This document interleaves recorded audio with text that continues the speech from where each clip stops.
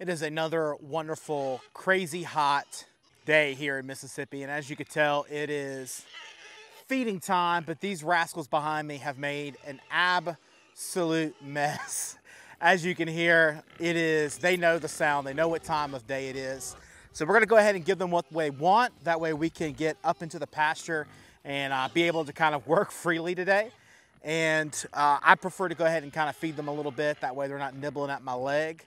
I am trying something new today though. I'm working on a fermented feed method and basically taking half grain and half corn, and then I'm soaking it in about 5 gallons of water overnight, and then I'm bringing it out here and dumping it. I'm kind of trying that process a little bit to see if they like it.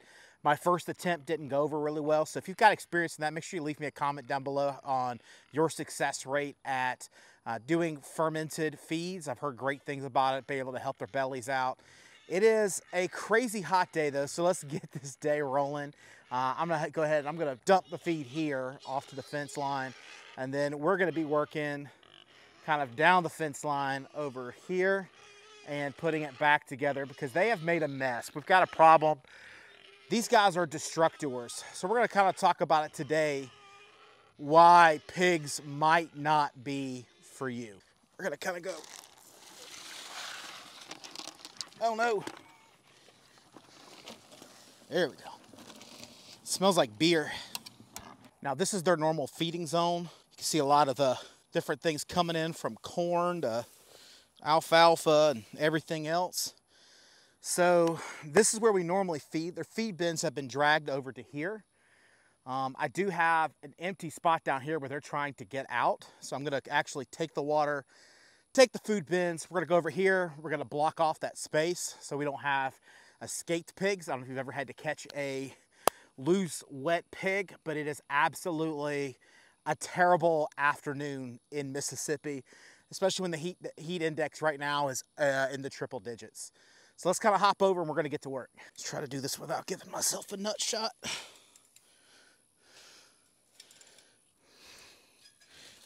Oh. Oh, I'm not flexible. I'm not flexible. There we go. Sorry I dropped you.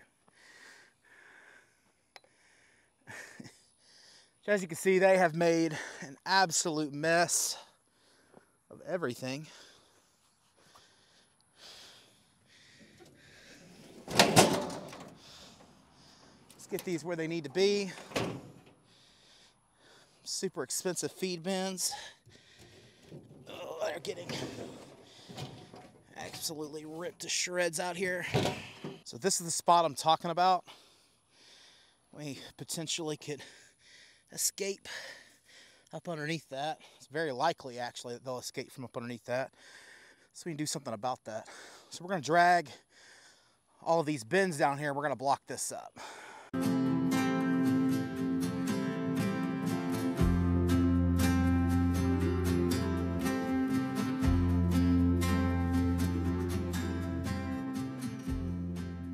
The weather gets like this, I get why they build these wallows out here. They've been really good this year on not creating those wallows.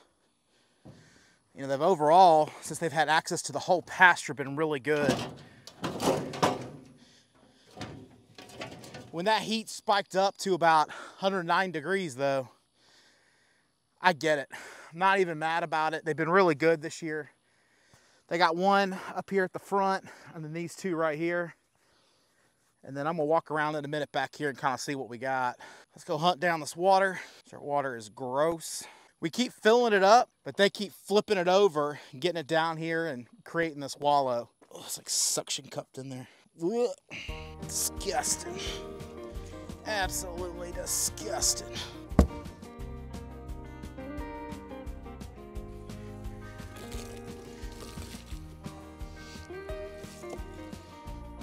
Come with me and you'll see a world of OSHA violations. This is sketchy.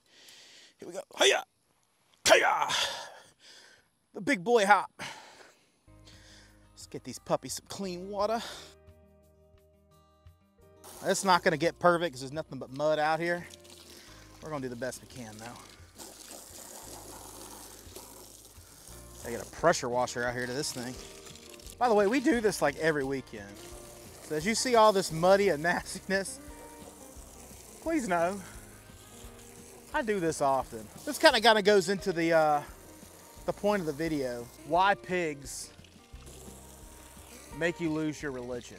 You know, why are pigs so frustrating? Why are pigs maybe not for you? The first part is this right here. Pigs are gross. Like, I love them to death. They're fun, they're like pets. But pigs have just a certain way of making a mess of things. I'm going to clean all of this and do all of this mess and restack their food back in these bins. I'm going to tie it off so hopefully they'll stop, you know, taking off with food and knocking. What they'll do is they'll knock this over. Every time I fill the bins up, they knock them over, eat all of their like 4 or 5 days worth of food. They'll eat it in one day. So it's very frustrating when you're working with an animal that is just on a path level of destruction all the time. They're big, they're a low center of gravity. Just their natural tendencies though is just to kind of make a mess. I've had coon pigs before and they're a lot easier to deal with than these feeder pigs. These are Berkshires and I got some Idaho pasture hogs or guinea hogs out here. You know, this is what they do. They just make destruction. And so you gotta be prepared for that destruction. You've also gotta be prepared for the smell. The smell is awful. It's kind of nasty. There's mud everywhere. It's just not always fun. Number 2 reason why pigs might not be for you is just the sheer amount of feed that they need per day. Now you can change that up by putting them out here on pasture. It definitely helps having them out here on pasture, and it takes a lot of the pressure off. However, it is still a lot of feed. I'm buying about $150 of feed to last me 2 weeks. So over the course of 6 months, that's quite a bit of money. So you've got to be prepared for that feed. You get the cute little piglet. It's, you know, 25 pounds max, and it's looking adorable, and it lets you pet them, and it seems great until they get this size, and you've got to keep food coming at them. The more food that they don't have, and they're not recognizing this area as home, it's a lot more difficult when they escape to get them back in. Because all I got to do right now is shake that feed bucket and I can walk them all the way to the butcher. But if they lose that training of feed time and keeping feed in front of them, they'll break through. But they've got to have food in front of them. They got to constantly be eating. And you could probably, I know a lot of farmers, they just put them on concrete slabs, lay down hay, and then just feed them as fast as possible to get them done. And as far as like this mess goes, it probably is easier to just put them on a concrete slab and they can't do all this. My thing is though, is I want a pasture flavor. I'm a chef. I'm after the best flavor possible for these pigs. And so for me, I believe that's being as natural, letting them be as natural as possible, and letting a pig be a pig. The next reason pigs might not be for you is just their sheer intelligence. They are more similar to a dog than they are a goat or a lamb. They have just such a high intelligence, and once they figure something else, they constantly go back to it. So for instance, here we have our swing gate. Our swing gate is just simply sitting on these little bolts. So these pigs have learned that they can put their head up underneath and lift it up, and they were able to completely lift the gate up off of the hinges and basically walk right out. We had to do a lot of work to catch these pigs and get them back inside of this pen. But you got to understand, once they learn it, they come right back to it. So we left thinking it was just a one-off. We came back and they were right back at it. They were very, very quick to just literally lift their nose in, lift it right up off the gate, and they were up and over and into the garden like that. So you've got to understand their intelligence level and what their tendencies are. If they figure out something one time, they're going to keep coming back for it. So you got to constantly be thinking ahead of them. If you're thinking behind, they're going to constantly be getting out. Just like what we're doing over here with the water. I'm recognizing that they're eating away out of this fence line. So I got to work ahead of them to kind of create a barrier to prevent them from being able to do that. And lastly, and most important when it comes to these pigs that most people don't understand, and that will make you absolutely lose your mind out here, is understanding how much infrastructure that these pigs need. They need firm infrastructure. I mean, this fence line was solid when they first got in here, and they have just absolutely torn it up. I mean, they have pressed on it, done everything they can to push it back and get the vegetation that's back behind it. I'm putting hog panels in front to keep them in, but they require a very firm infrastructure that goes around, and that infrastructure is expensive at first.